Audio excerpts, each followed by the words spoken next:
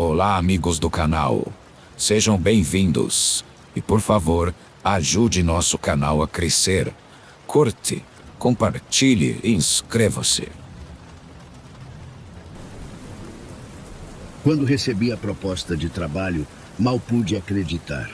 Era um daqueles momentos que você sente que sua vida vai mudar de verdade. Eu e minha esposa, Marta, vivíamos na zona sul de São Paulo com nossos 2 filhos, Lucas, de 7 anos, e Isabela, de 4. Morávamos em um apartamento pequeno, sem grandes luxos, mas estávamos felizes. As coisas sempre foram bem corridas, mas a chance de ganhar o dobro do que eu ganhava no antigo emprego não podia ser desperdiçada. Com o novo trabalho, surgiu a oportunidade de melhorar nossa vida. Ficar mais perto do emprego e proporcionar um lugar maior e mais confortável para nossa família era o que eu mais queria. Foi assim que decidimos nos mudar para um condomínio fechado na zona oeste da cidade. O condomínio era bem conhecido pela segurança e pelo clima tranquilo, um lugar perfeito para criar as crianças. As ruas eram arborizadas, com muitas árvores ao redor das casas, e tinha um clima acolhedor que parecia ideal para começar essa nova fase. Os filhos estavam empolgados com a mudança, principalmente porque agora teriam um quintal para brincar. Eu e Marta ficamos aliviados por saber que o lugar tinha vigilância 24 horas, portaria e um controle rígido de quem entrava e saía. Isso nos dava tranquilidade para deixar Lucas e Isabela brincarem até mais tarde, sem grandes preocupações. Nos primeiros dias, entre a correria de arrumar as coisas e conhecer os novos vizinhos, tudo parecia perfeito. As crianças faziam amizades, Marta se adaptava à nova rotina e eu me sentia cada vez mais confiante no novo emprego. A casa era maior, confortável, com um quintal grande e logo se tornou o lugar preferido dos nossos filhos. Era comum ouvir as risadas deles enquanto corriam pelo jardim ao entardecer. Com o passar das semanas, a rotina foi se estabelecendo.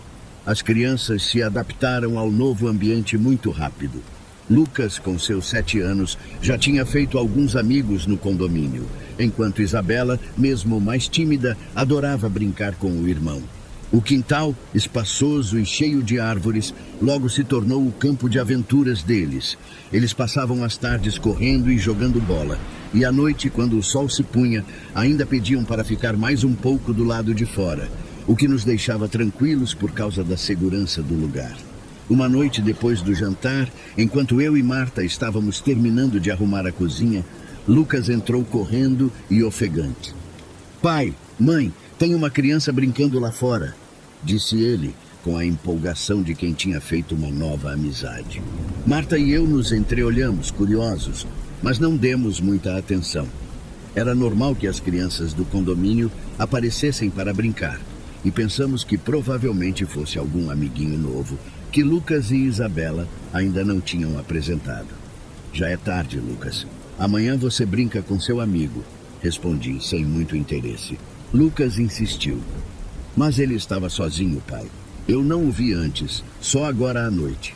Eu me aproximei da janela da sala para dar uma olhada, mas não vi ninguém. A rua estava silenciosa, iluminada apenas pelas luzes dos postes, e o quintal, com suas árvores e sombras, parecia completamente vazio. "Deve ter sido algum amiguinho que já foi para casa, filho", Marta disse, tentando acalmar a curiosidade de Lucas. "Amanhã vocês brincam de novo, ok?" Lucas deu de ombros e foi para o quarto. A noite seguiu tranquila, e nós não demos muita importância ao que ele disse. Nos dias seguintes, as crianças continuaram mencionando a tal criança que aparecia no quintal à noite. Eles falavam disso com tanta naturalidade que, no começo, não nos preocupamos muito. "Deve ser algum menino ou menina do condomínio que só aparece à noite para brincar. Talvez estude em horário integral", pensei. O condomínio era seguro, com monitoramento e uma entrada controlada, então não tínhamos motivos para nos preocupar. "Pai, a criança voltou", Lucas comentou em uma noite enquanto jantávamos. Ele olhava pela janela que dava para o quintal, como se esperasse ver alguém ali fora. "Criança?", perguntei curioso. "Sim, a mesma de sempre", Sofia completou, parecendo empolgada. Ela só aparece quando já está escuro, mas nunca brinca com a gente, fica correndo sozinha. Achei engraçado e troquei um olhar com minha esposa. Não dei muita atenção. Criança tem imaginação fértil, pensei. Mas uma coisa me deixava intrigado. Sempre que Lucas ou Sofia falavam sobre essa criança, íamos olhar e nunca víamos nada. O quintal estava vazio e não havia sinal de ninguém por perto. Ainda assim, não demos muita importância. Devia ser alguma coincidência. O lugar era novo para eles. Tinham acabado de mudar. E com certeza a novidade mexia com suas cabeças. Talvez fosse até alguma brincadeira que inventaram. Mesmo assim, aquela história da criança que nunca aparecia quando íamos olhar começava a deixar a mim e minha esposa um pouco desconfortáveis. Com o tempo, os comentários ficaram mais frequentes. Toda vez que eles mencionavam a criança, eu ou minha esposa íamos até o quintal, mas o cenário era sempre o mesmo. Um gramado vazio, árvores balançando suavemente com o vento e nenhuma alma viva por perto. As semanas foram passando e o relato das crianças sobre a criança no quintal começou a me perturbar mais do que eu admitia. E embora eu e Marta ainda tratássemos tudo como fruto da imaginação dos nossos filhos, o desconforto que aquilo gerava em nós era inegável. Uma noite, resolvi ficar de olho. Lucas estava mais agitado do que o normal, como se soubesse que a criança apareceria. Ele ficou colado na janela, observando atentamente o quintal. Já passava das 10 da noite e o lugar estava iluminado apenas pelas luzes fracas da rua. Pai, ela está ali, Lucas sussurrou, apontando para a parte mais escura do quintal, perto de uma das árvores maiores. Fui até a janela, com a expectativa de ver algo, qualquer coisa. Mas para minha frustração, o quintal parecia tão vazio quanto sempre. Respirei fundo, tentando manter a calma. Lucas, não tem ninguém aí, filho, respondi, tentando soar firme, embora aquela história já estivesse começando a me incomodar mais do que eu queria admitir. Ele apenas balançou a cabeça em negação, insistindo que a criança estava lá. Naquela noite, depois que as crianças foram dormir, contei para Marta o que aconteceu. Ela tentou me tranquilizar, dizendo que provavelmente era coisa da imaginação deles. Mas algo na maneira como Lucas falava com tanta convicção começou a me deixar inquieto. Alguns dias depois, algo estranho aconteceu. Estávamos todos na sala e eu tinha acabado de colocar um filme para as crianças assistirem. Lucas, como de costume, não parava de falar sobre a tal criança, até que no meio do filme ele apontou para a janela e disse: "Olha, ela está ali de novo." Eu me levantei rápido dessa vez. Fui até a porta e, ao sair no quintal, senti o vento da noite bater no rosto. Olhei ao redor, tentando ver algo fora do comum. Foi quando ouvi um som. Era leve, como o riso de uma criança, distante, mas inconfundível. Meu corpo congelou no lugar. Olhei para trás, esperando que alguém estivesse brincando comigo, mas a casa estava silenciosa. De repente, no canto da minha visão, uma pequena figura passou correndo entre as árvores. Fiquei sem ar por um momento. Não consegui ver o rosto, mas a silhueta parecia a de uma criança, como Lucas tinha descrito. Pisquei, e ela já tinha desaparecido entre as sombras. Voltei para dentro, sem dizer nada. Marta notou minha expressão e perguntou se eu tinha visto algo. Eu não sabia o que responder. Não queria assustá-la, mas também não conseguia ignorar o que havia acabado de acontecer. Depois de ver aquela criança de novo no quintal, minha cabeça não parava. Tinha algo estranho acontecendo e eu precisava entender o que era. No dia seguinte, decidi que tinha que perguntar aos vizinhos. Afinal, alguém no condomínio devia saber de quem era aquele garoto. Comecei pela casa ao lado. Toquei a campainha e o seu João, um senhor que morava ali há anos, atendeu. "Seu João, o senhor sabe de algum menino que costuma brincar à noite no quintal?" Perguntei direto. Ele me olhou com cara de quem não entendeu nada. "Menino? À noite? Aqui?" Ele coçou a cabeça. "Não, meu filho, nunca vi. As crianças daqui brincam de dia. À noite todo mundo está em casa." A resposta dele me deixou com uma pulga atrás da orelha. Fui perguntando de casa em casa, tentando entender de onde vinha aquele garoto. Falei com uns 5 vizinhos, mas todos me diziam a mesma coisa. Não havia criança nenhuma brincando à noite no condomínio. Nem os filhos deles estavam acordados a essa hora. Voltei para casa mais confuso do que antes. Como podia ser?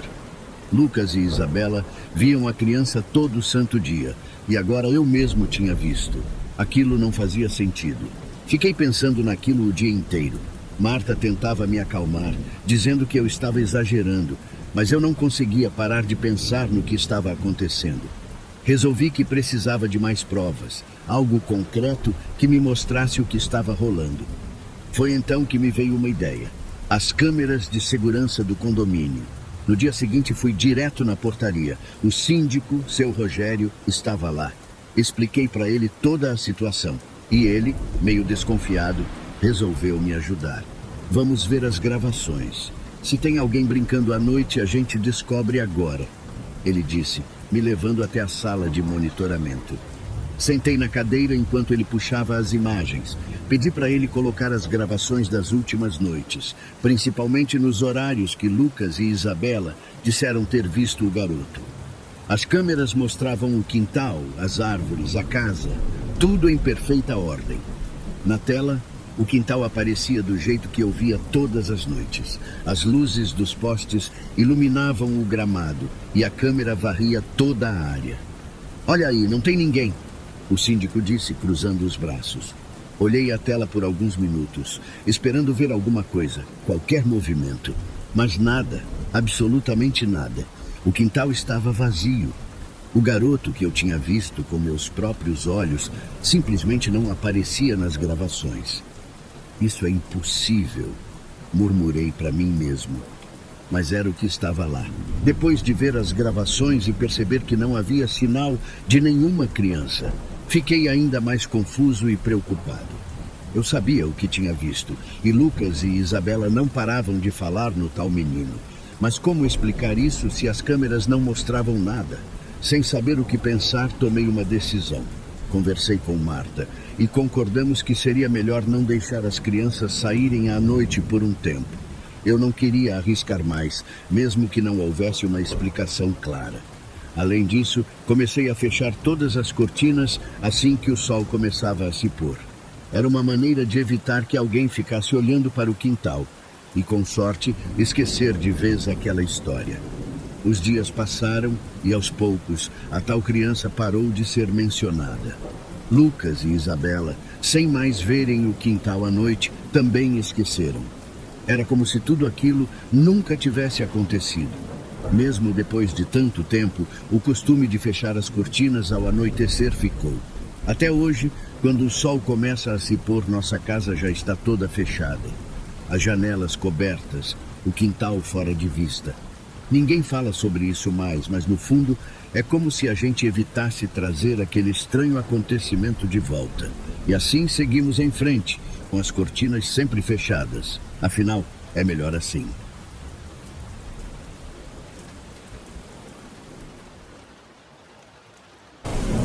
Eu sempre fui uma pessoa cética, daquelas que duvidam de qualquer história de terror ou relato sobrenatural. Cresci ouvindo lendas e assistindo a filmes de terror, mas nada disso nunca me afetou de verdade. Naquela época, nos anos 2000, eu morava com meus pais em um bairro tranquilo na zona sul de São Paulo. Era um lugar calmo, onde nada de extraordinário acontecia. Minha vida seguia sem grandes surpresas, e eu estava bem com isso. Apesar da minha descrença no sobrenatural, tinha algo que sempre me fascinou: histórias de terror. Não que eu acreditasse nelas, mas gostava de ler e assistir sobre esses temas. Era uma maneira de sentir adrenalina sem realmente me colocar em perigo. Desde criança, eu tinha essa curiosidade quase obsessiva por mistérios, criaturas e lendas urbanas. Talvez fosse essa curiosidade que acabou atraindo algo que até hoje eu tento entender. Naquela época, a internet ainda era discada. Só funcionava à noite, depois da meia-noite, para não ocupar a linha do telefone. Eu aproveitava essas horas para vasculhar sites como assustador.com, onde encontrava uma infinidade de histórias macabras e assustadoras. Eu devorava aquelas páginas, mas nunca levei a sério. Para mim, era só entretenimento. Um dia, durante uma dessas madrugadas navegando pelos sites de terror, me deparei com uma história diferente. Falava sobre espíritos que deixavam marcas nas casas das pessoas e depois começavam a aparecer para elas. Sempre pela janela, batendo, chamando pelo nome, tentando chamar a atenção. Só que a história não tinha um desfecho. Ela terminava abruptamente, sem explicar o que acontecia depois que os espíritos conseguiam essa atenção. Isso ficou martelando na minha cabeça. Por algum motivo, aquela história específica mexeu comigo. Mesmo sendo tão cético, passei os dias seguintes pensando no que poderia ter acontecido. Mas como na internet de antigamente era difícil achar mais informações, acabei deixando para lá. Ainda assim, a curiosidade nunca desapareceu completamente. Os dias passaram e mesmo sem mais conseguir informações sobre aquela história, ela continuava na minha cabeça. Eu ainda acessava os mesmos sites e lia sobre outras lendas e relatos, mas de alguma forma, aquela história das marcas e dos espíritos parecia diferente. Como se algo nela fosse mais real do que eu queria acreditar. Mas mesmo com esse pensamento, segui a vida normalmente. Eu nunca fui de dar bola para esse tipo de coisa, e o medo não era algo que me afetava facilmente. Até que uma noite, enquanto eu voltava para o meu quarto depois de ir ao banheiro, vi algo estranho. A casa estava em silêncio, como sempre, mas no corredor, bem próximo da porta do meu quarto, tinha uma marca na parede. Era uma mancha meio disforme, como se algo tivesse sido arrastado ali. Era grande o suficiente para chamar minha atenção, mas não tão óbvia a ponto de parecer que alguém a tivesse feito propositalmente. Eu parei, olhei mais de perto, mas não toquei. Algo naquela marca me deixou inquieto. Chamei meus pais para ver. Eles se levantaram meio sonolentos e quando chegaram ao corredor, olhei de novo para a parede. Eles mal deram importância. Meu pai, tentando não perder a paciência, só falou que devia ser alguma sujeira. Talvez eu mesmo tivesse feito aquilo sem perceber. Eles voltaram a dormir como se nada tivesse acontecido. Mas eu não conseguia parar de pensar nisso. E aí, inevitavelmente, aquela história que eu tinha lido semanas antes voltou à minha mente. Eu tentava me convencer de que era só uma coincidência. Mas no fundo, algo me dizia que não era só isso. Naquela noite, voltei para o quarto, mas não consegui dormir. Eu ficava me revirando na cama, pensando na marca que tinha visto no corredor. Algo dentro de mim me dizia para não levar aquilo a sério. Mas era impossível não ligar aquela marca com a história dos espíritos que eu tinha lido. Por volta das 2 da manhã, comecei a ouvir um barulho. No começo, pensei que fosse só o vento. Era um som suave, mas constante, como se algo estivesse batendo na janela. Ainda com a mente cheia de dúvidas, tentei me convencer de que era apenas uma coincidência. Talvez fosse alguma árvore balançando lá fora, ou até mesmo o vento. Mas quanto mais o tempo passava, mais o som parecia ganhar forma. Não era só um barulho qualquer, eram batidas ritmadas, quase como se algo ou alguém estivesse tentando chamar minha atenção. Tentei me convencer de que era por ter lido tantas histórias de terror, mas a verdade é que eu não conseguia ignorar. Fiquei com medo, eu não quis levantar da cama. Lembrei da história que dizia que esses espíritos só queriam uma coisa: atenção. Eles queriam que a pessoa os notasse, e de alguma forma, isso me assustou mais do que qualquer outra coisa. Cobri minha cabeça com o cobertor e fiquei ali, ouvindo as batidas, cada vez mais tensas, sem coragem de olhar para a janela. Passei a noite inteira assim, até que o cansaço finalmente me venceu e eu adormeci. Na noite seguinte, tentei afastar da mente o que havia acontecido na noite anterior. Falei para mim mesmo que era só minha imaginação. Eu não era do tipo que acreditava em espíritos ou qualquer coisa sobrenatural. Sempre fui alguém mais cético, que via tudo aquilo como uma forma de entretenimento. Mas no fundo, eu sabia que tinha algo de errado acontecendo. Já estava tarde quando fui deitar. De novo, o barulho começou. As mesmas batidas ritmadas na janela. Só que dessa vez havia algo mais. uma sensação de que eu não estava sozinho no quarto. O ar parecia mais denso, como se algo invisível estivesse ali comigo, observando cada movimento que eu fazia. E então eu ouvi. Foi baixo no começo, quase como um sussurro, mas não havia como negar. Era meu nome. Rafael. Era uma voz baixa, arrastada, como se alguém estivesse chamando por mim do outro lado da janela. Meu corpo congelou. Eu não sabia o que fazer. A lógica dizia que era impossível.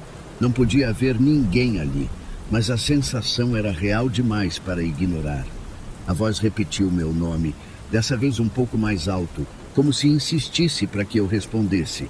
Cobri a cabeça novamente com o cobertor, mas a voz não parava. Rafael. Era como se algo estivesse ali fora, esperando, tentando entrar. E por mais que eu quisesse levantar e olhar, algo dentro de mim gritava para que eu não fizesse isso. Lembrei da história. Eles queriam atenção. Passei a noite inteira assim, acordado, com o coração acelerado, ouvindo aquela voz que parecia cada vez mais próxima. Só consegui dormir quando o sol começou a nascer e o som finalmente parou.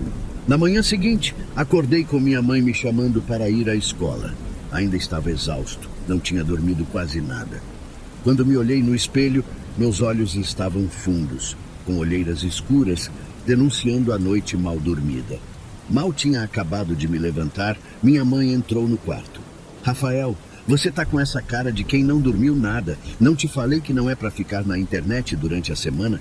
Eu sabia que ela não ia acreditar em mim se eu contasse o que realmente estava acontecendo. Então resolvi não falar nada. Só balancei a cabeça e fui me arrumar.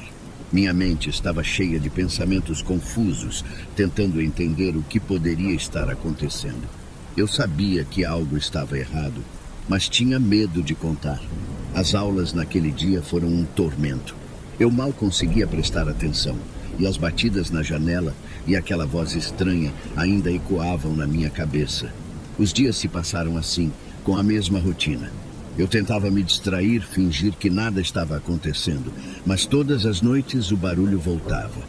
Às vezes era apenas a batida na janela, outras vezes era a voz chamando meu nome de novo e de novo. Finalmente, chegou o fim de semana. O sábado e domingo eram os únicos dias em que eu podia usar a internet livremente, sábado depois das 6 da tarde.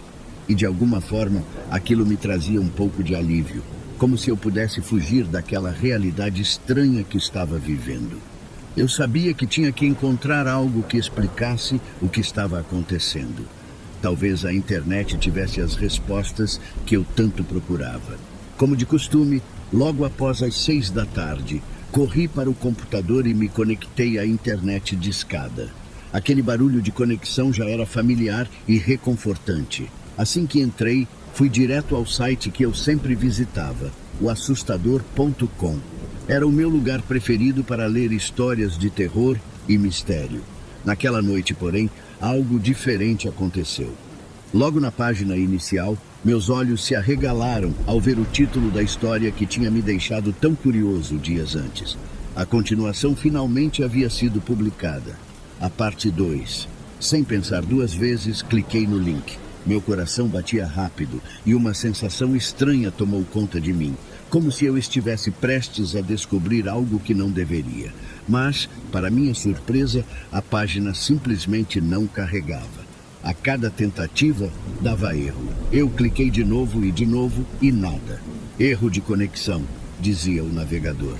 A internet estava funcionando normalmente, mas por algum motivo aquele link específico não abria. Eu comecei a achar aquilo tudo muito esquisito. Por que justamente aquela página não carregava?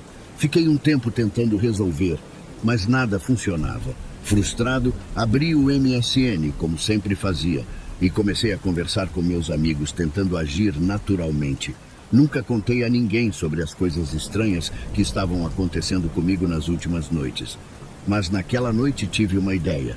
Mandei o link da página para um amigo, como se fosse algo trivial. Eu só queria ver se ele conseguiria abrir, porque, se fosse algum problema técnico, ele também não conseguiria.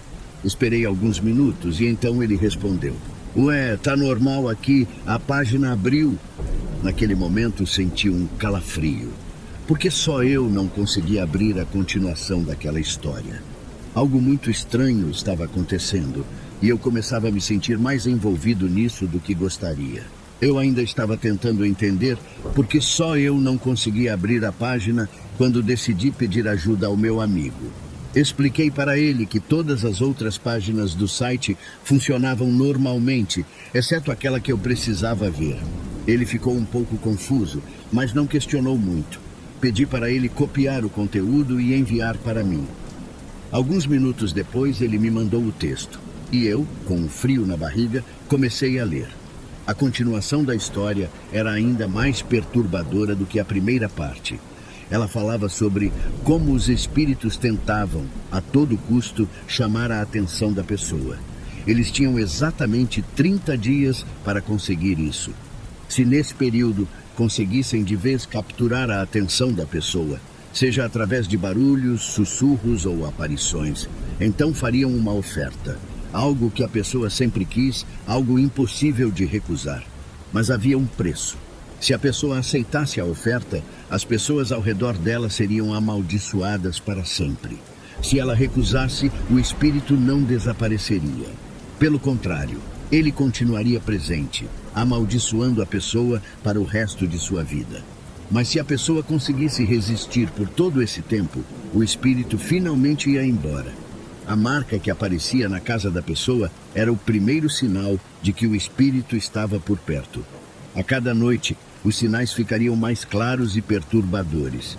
O texto dizia que, quando o espírito desistisse, uma nova marca apareceria na casa, diferente da primeira, como um sinal de que a pessoa estava livre.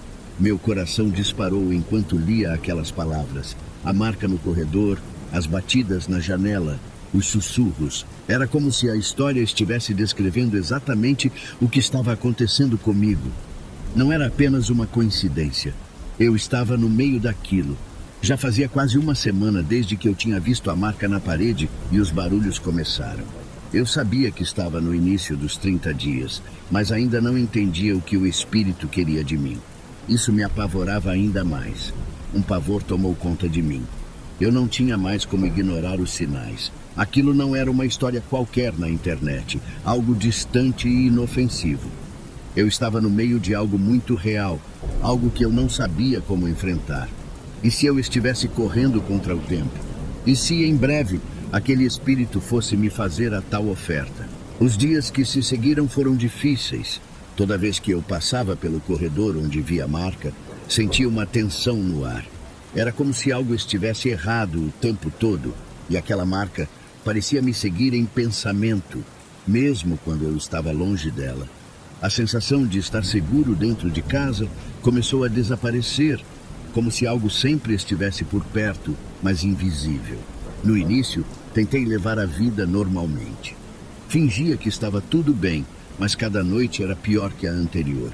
As batidas na janela ficaram mais fortes, e mesmo tentando ignorar, era impossível não notar. Elas ecoavam pela casa, cada vez mais altas, mas apenas eu ouvia. À noite, eu evitava olhar para a janela do meu quarto. Eu sabia que, se desse a mínima atenção, as coisas poderiam sair do controle. Depois de quase uma semana, as coisas começaram a piorar de verdade. As noites mal dormidas estavam me afetando. Eu acordava várias vezes com pesadelos, sempre com aquela sensação estranha de que tinha algo no quarto. Quando me levantava de madrugada para ir ao banheiro, parecia que tinha alguma coisa me seguindo, mas eu nunca tinha coragem de virar a cabeça para ver. Teve uma noite, perto do 12º dia, que foi especialmente ruim. Acordei de repente, sem motivo aparente, mas com a certeza de que não estava sozinho no quarto. Tudo estava quieto, mas eu sentia uma presença forte ali, em algum canto, como se algo estivesse à espreita me observando. Eu sabia que, se olhasse, veria algo que não devia. Fiquei ali, debaixo do cobertor, imóvel. Minha respiração estava pesada e o coração batia forte no peito. Por mais que eu quisesse acreditar que era tudo fruto da minha imaginação, aquele sentimento não ia embora. O quarto parecia menor, como se o ar estivesse sendo sugado aos poucos. Sabia que o espírito estava cada vez mais perto de conseguir o que queria, minha total atenção. Depois daquela noite, ficou impossível fingir que nada estava acontecendo. O espírito parecia mais ousado. Minha mãe achava que eu estava apenas cansado por causa da escola, e meu pai não acreditava nessas coisas. Então eu me vi preso, sem ninguém para conversar ou pedir ajuda. Os 30 dias estavam passando devagar, e eu sentia que a qualquer momento a tal oferta ia aparecer.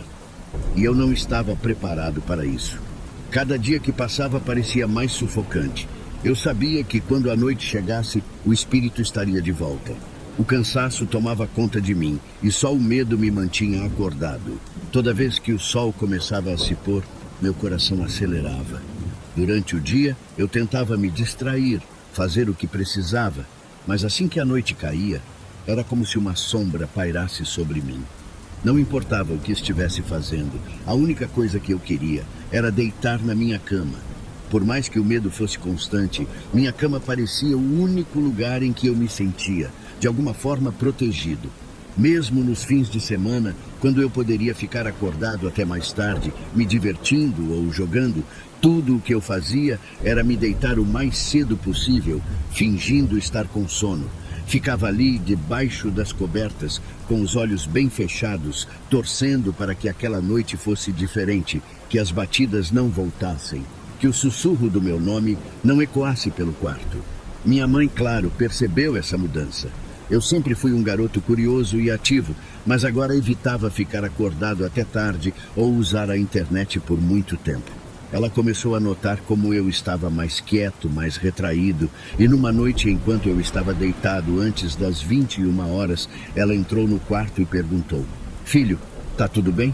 Eu tentei segurar, mas naquele momento o medo falou mais alto. Meus olhos encheram de lágrimas e, mesmo envergonhado, comecei a chorar. Ela veio até mim, sentou-se na beirada da cama e acariciou meu cabelo. "O que foi?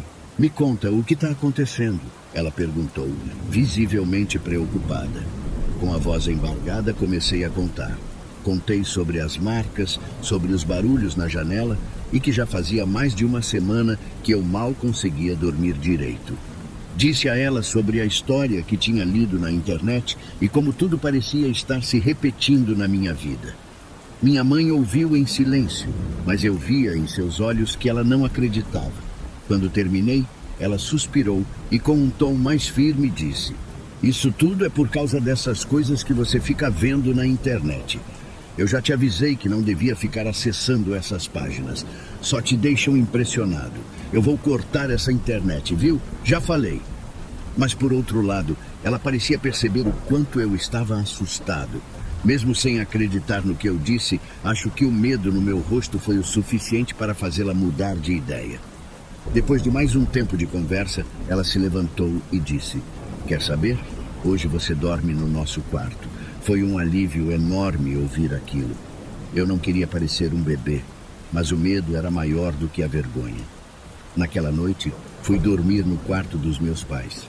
Não ouvi nada, não senti nada. E pela primeira vez em muitos dias, consegui fechar os olhos sem medo de ser chamado pelo meu nome vindo da escuridão. A cada noite, o espírito parecia mais próximo de conseguir o que queria. Mas com meus pais ali, aquela noite foi tranquila. Mas eu sabia que em algum momento teria que voltar para o meu quarto. E o que aconteceria quando eu estivesse sozinho de novo? O final de semana passou mais tranquilo do que os anteriores. Dormi todas as noites no quarto dos meus pais. E embora minha mãe repetisse que tudo aquilo não passava de imaginação ou de coisas que eu estava absorvendo da internet, eu sabia que havia algo de verdade nos meus medos. Ela me disse várias vezes: "Olha, filho, essas coisas que você está vendo não são reais. É tudo invenção da sua cabeça por causa desses sites. Já te falei que se você continuar vendo essas coisas, vou cortar essa internet de uma vez." Mesmo com esse discurso, ela não me impediu de continuar dormindo no quarto com eles naquele fim de semana. Mas eu sabia que na segunda-feira teria que voltar para o meu quarto. E claro, na noite de segunda, quando fiquei sozinho novamente, as batidas na janela voltaram.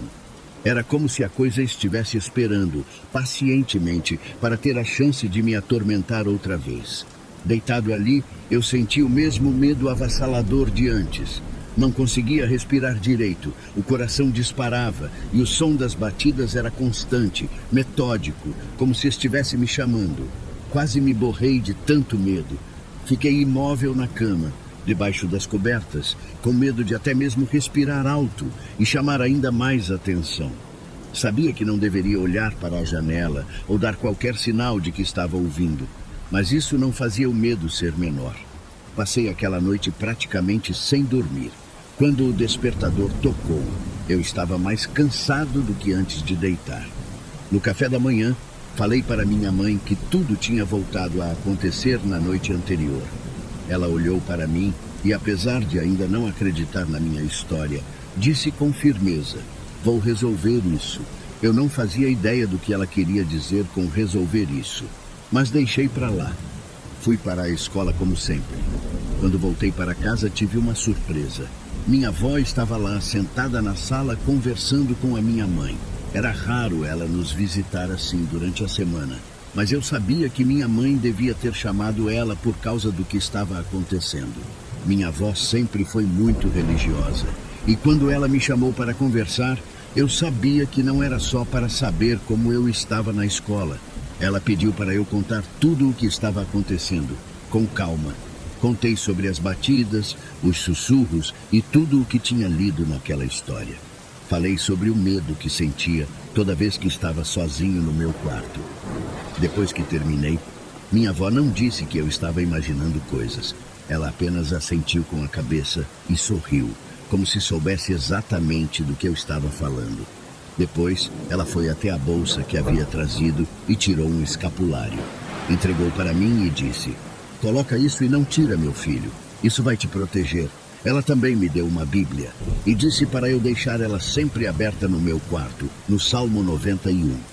Isso aqui é a palavra de Deus, e nenhuma coisa ruim vai querer ficar perto quando você tiver ela no seu quarto. Ela ainda me ensinou uma oração simples, mas poderosa, segundo ela, que eu deveria fazer toda noite antes de dormir, e principalmente se eu ouvisse alguma coisa estranha. Eu não sabia se aquilo tudo ia realmente funcionar, mas ouvir as palavras da minha avó me trouxe um certo alívio.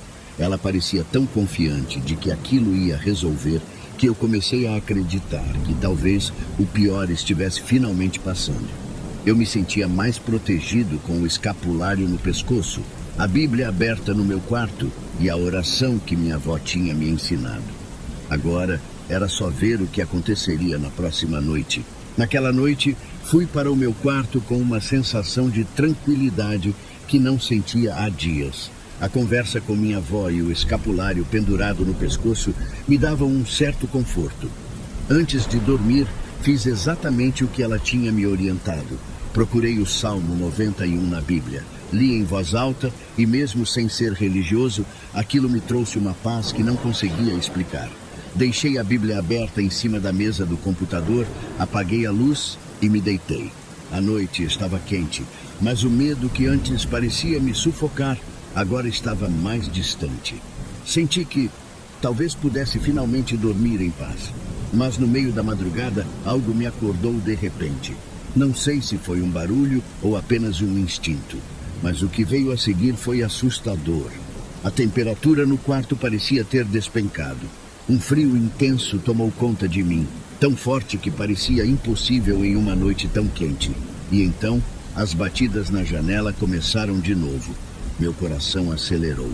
Olhei instintivamente para a Bíblia, que tinha deixado aberta sobre a mesa, mas ela estava fechada.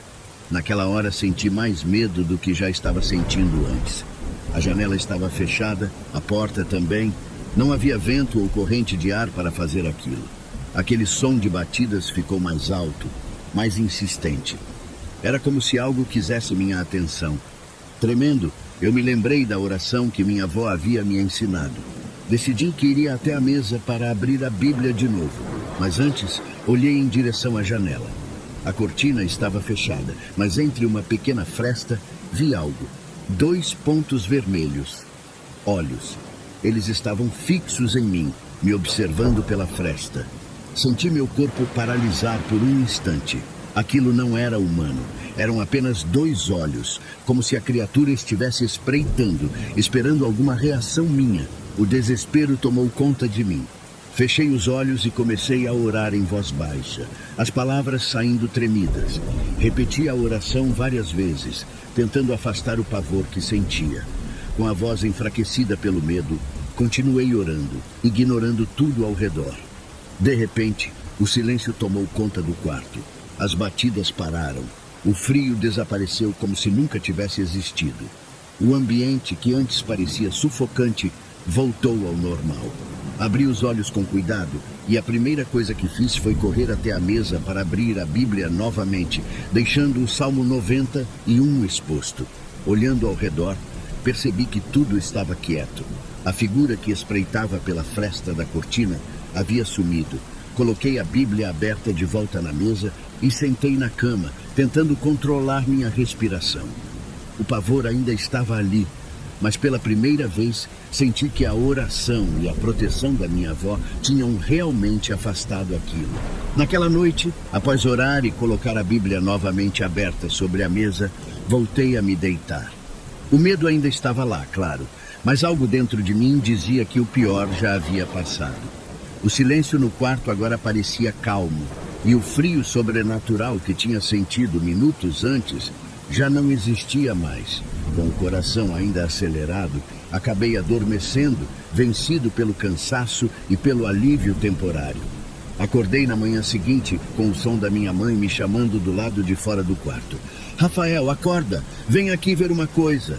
Ela gritava do corredor, com uma mistura de surpresa e confusão na voz. Ainda sonolento e com o corpo pesado, me levantei e fui até a porta. Quando saí do quarto, vi minha mãe parada no corredor, olhando para a parede com o rosto cheio de preocupação. "O que foi, mãe?" perguntei, me aproximando devagar, ainda tentando acordar completamente. Ela apontou para a parede. "Olha isso aqui."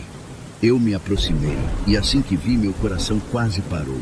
Era uma marca, um desenho estranho, pintado de vermelho, que eu não fazia ideia de como tinha aparecido ali. Parecia um símbolo, algo que não fazia sentido para mim, mas que, ao mesmo tempo, parecia carregado de uma energia estranha, pesada. E então, tudo voltou à minha mente. A história incompleta que eu tinha lido, as batidas na janela, os olhos vermelhos espreitando pela fresta da cortina, e principalmente a parte da história que dizia que, quando o espírito desistia de uma vítima, ele deixava uma marca, sinalizando que havia ido embora. Eu sabia o que aquilo significava. O espírito, ou seja lá o que fosse, tinha desistido de mim. Mas por mais que a história dissesse que ele tinha ido embora, uma parte de mim ainda estava apavorada. Sabia que aquilo não era desse mundo, e mesmo com a marca ali, provando que eu estava livre, o medo continuava. Não era algo que desaparecia tão facilmente. Olhei para a marca uma última vez e naquele momento tentei me convencer de que estava seguro. Minha mãe continuou falando, tentando entender o que era aquilo, mas eu já sabia. Não precisava de mais explicações. Os dias se passaram e a vida aos poucos voltou ao normal. Minha mãe acabou pintando a parede para cobrir aquela marca, achando que era apenas algum tipo de sujeira estranha. Eu, por outro lado, continuei a usar o escapulário que minha avó tinha me dado e deixava a Bíblia aberta no Salmo 91 no meu quarto, todas as noites. Por mais que o espírito, ou seja lá o que fosse aquilo, tivesse aparentemente ido embora, eu nunca mais me senti totalmente seguro. Ainda que nada mais tenha acontecido, o medo de que aquilo pudesse voltar ficou comigo por muito tempo. Aquela sensação de que algo estava à espreita, nas sombras, sempre me acompanhava. Eu parava para pensar sobre o que poderia ter acontecido se eu tivesse cedido, se eu tivesse dado atenção para aquilo, se tivesse feito algo diferente. Talvez nunca tivesse mais paz. Até hoje, eu não sei exatamente o que foi aquilo. Mas uma coisa eu sei. Por mais que eu tente esquecer aquela história, aqueles dias de medo e aquela marca na parede vão sempre fazer parte de mim.